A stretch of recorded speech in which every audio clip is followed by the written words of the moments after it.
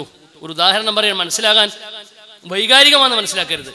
ആ തബ്ലീഗിന്റെ പള്ളിക്ക് പകരം അവിടെ പള്ളിയെടുത്തത് മട്ടന്നൂരിലെ 2 കാദിയാനികളാന്ന് കുട്ടികളോട് ഉദാഹരണം പറയാം. അപ്പോൾ ബാങ്ക് കൊടുക്കുന്നത് അവർ വന്ന് പറഞ്ഞു, നിസ്കരിച്ചൂടോ, നമ്മളെ കുട്ടികളെല്ലാം പോയി നിസ്കരിക്കുകയാണ്. കാദിയാന്റെ ബേക്ക് പോയി നിസ്കരിച്ച എന്താ ക്രമേണ സംഭവിക്കുക? കുട്ടി കാദിയാനിയാവും ഇല്ലേ? നിസ്കരിക്കുന്നതിനേക്കാളും നല്ല നിസ്കരിക്കാതിരിക്കുന്നതിനേക്കാളും നല്ല നിസ്കരിക്കലല്ലേ എന്ന് വിചാരിച്ചാൽ കുട്ടി കാദിയാനിയാവും. അതിനേക്കാളും അപകടം. മനസ്സിലാകുന്നുണ്ടോ വിഷയം? അപ്പൊ അതുകൊണ്ട് തന്നെ നമ്മൾ അവിടെ ചെയ്യേണ്ട ക്രിയാത്മകത, നമ്മളവിടെ ചെയ്യേണ്ടത് ഇങ്ങനെയുള്ള സന്ദർഭങ്ങളിൽ നമ്മളൊരു പള്ളി സുന്നത്ത് ജമാഅത്തിന്റെ ഒരു പള്ളിയാക്കിയത് മാറ്റാൻ പറ്റുമെങ്കിൽ അത് ചെയ്യുക. അത് നമുക്ക് ഇടപെട്ട് നമുക്ക് നിസ്കരിക്കാൻ നമുക്കൊരാളെ വെച്ചാൽ നമ്മൾ നിസ്കരിക്കും. തുടർന്ന് നിങ്ങൾ അതിനോട് സഹകരിക്കണം, അവരോട് സൗമ്യമായി സംസാരിക്കാൻ ഒരു ഭാഷയാണ്. നമുക്കെല്ലാം നിസ്കരിക്കണമെന്നുണ്ട്, നമ്മളൊരാളെ വെക്കുക. നമ്മളെ പ്രബോധനം അവരുടെ ദുർബോധനത്തെ തൊട്ട് നമുക്ക് രക്ഷപ്പെടുത്താൻ കഴിയും. അല്ലെങ്കിൽ അത്തരം നിസ്കാരക്കാർക്ക് സൗകര്യപ്പെടുന്ന ഒരു പള്ളി നമ്മൾ കെട്ടുക. അന്നല്ലാതെ ആളുകൾ കൂട്ടത്തോടെ ആ പള്ളിയിലേക്ക് പോകണമെന്ന് പറയുന്നതിന്റെ പിന്നിലുള്ള ദൂഷ്യങ്ങൾ എന്തൊക്കെയാണെന്നറിയോ? ഒന്ന്, ഈ ജമാഅത്തായ ആളുകൾ നിസ്കരിക്കുമ്പോൾ ജമാഅത്ത് ശരിയാകുമെന്നത് ശരിയാണ്, പക്ഷെ ക്രമേണ ആളുകൾ തബ്ലീഗാകാൻ വഴിയാണ്. തബ്ലീഗാകുക എന്ന് പറഞ്ഞാൽ എന്താണ്? അങ്ങനെ തബ്ലീഗൊന്നും അല്ല നമ്മളെ നാട്ടുകാർ എന്ന് ഇപ്പം പറയുന്നുണ്ട്. ശരിയാണ്, അത് ശരിയാണ്. ക്രമേണ തബ്ലീഗ് ഇതിലേക്കൊക്കെ എത്തിപ്പെടാനാണ് വഴി. ക്രമേണ അങ്ങോട്ട് എത്തിപ്പെടും. അപ്പോൾ മുബത്തദിയാവും. മുബത്തദീന്റെ അവസ്ഥ എന്താണെന്നറിയോ? നിസ്കാരം ഉപേക്ഷിക്കുന്നവനേക്കാളും കടുപ്പാണ് മുബത്തദി. കാരണം അള്ളാഹുവിന്റെ ദീന് മാറ്റിമറിക്കുന്നവനല്ലേ.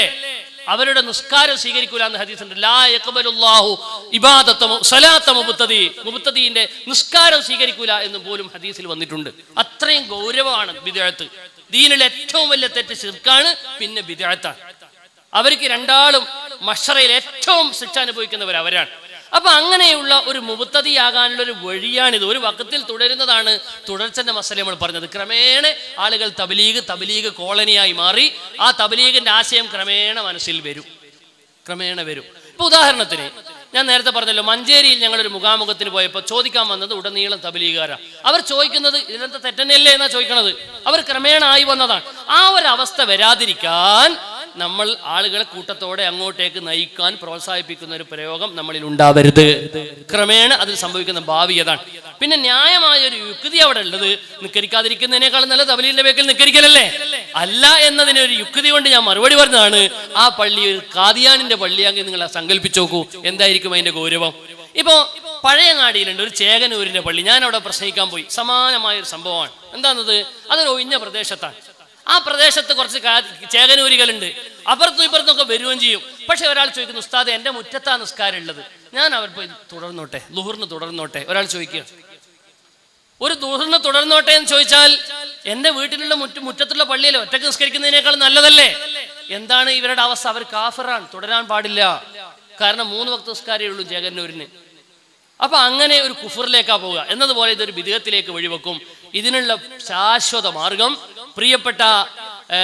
എൻ്റെ പ്രിയപ്പെട്ട ചോദ്യകർത്താവിനെ പോലുള്ള ബുദ്ധിയുള്ള ആളുകൾ യോജിച്ച് മഹല്ല് കമ്മിറ്റിയൊക്കെ ഇടപെട്ടുകൊണ്ട് ചെയ്യേണ്ടത്, ഒന്നുകിൽ അവരോട് ബന്ധപ്പെട്ട് നമുക്കും തുടരാൻ പറ്റുന്ന ഒരു ഇമാമിന്, കാരണം നമ്മളല്ലേ അവിടെ ഭൂരിപക്ഷം, അല്ലെങ്കിൽ നമ്മൾ അവിടെ ജമാഅത്തിന് ആളുകളെ നിസ്കരിപ്പിക്കുന്ന മറ്റൊരു മാർഗം അവലംബിക്കുക.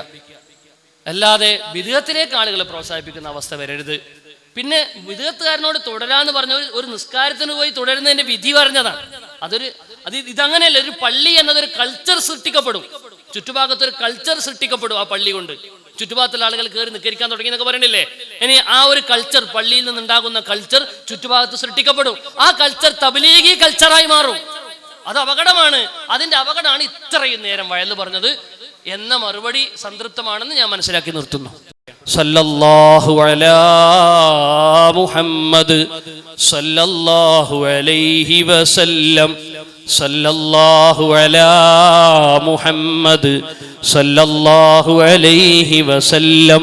അല്ലാഹുമ്മ സല്ലി അലാ മുഹമ്മദ് യാ റബ്ബി സല്ലി അലൈഹി വസല്ലം.